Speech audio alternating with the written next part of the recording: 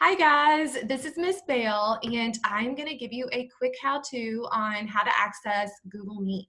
It is very simple. You need to make sure before you get started that you have two things. One, you're going to need to make sure that you have your child's school email address. So that's the address that ends in @stu.jefferson.kyschools.us. Make sure that you use that to log into Google before you get started. The second thing that you're going to need is the code to the meeting. So you should have gotten that from your child's teacher. If you didn't, then make sure that you contact them to see what the code is. But as long as you have those two things, then you should be good to go to get ready to do Google Meet. So let me show you where we're going to start. So you're going to start at google.com. You should already be logged in with your child's email address. And what you're going to do is you're going to come up to the upper right-hand corner, and there's a little thing that kind of looks like a little waffle. That's what we like to call it. So you're going to click on the waffle, and then you're going to click where it says Meet, and that should take you to Google Meet. Then once you're at Google Meet, you're going to click on Join or Start a Meeting, and then this is where you're going to enter the code that your child's teacher gave you. So in the little box, I'm going to type in dolphins. Let's say that's the code. You're going to type that in, click continue, and then it is not going to take you straight into the meeting because the computer wants to make sure that it has access to both the camera and the microphone. And this is really important because we want to be able to see you and be able to hear you throughout the meeting. Now mine is saying camera is off and camera failed, but that's just because the computer is using the camera to record this video right now. But yours should show up whenever you do this.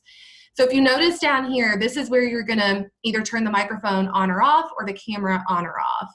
This is very important. If you will please make sure that in every Google Meet meeting that you do with your child's teacher, that you go ahead before you enter the meeting, so now is the time to do this, go ahead and click that microphone to turn it off, so it's gonna turn red with a little line through it. And then we can always, once you're in the meeting, your teacher can always unmute you, and you can always unmute yourself once you're in the meeting as well. But it's just gonna be helpful to us to go ahead and mute yourself before you come in.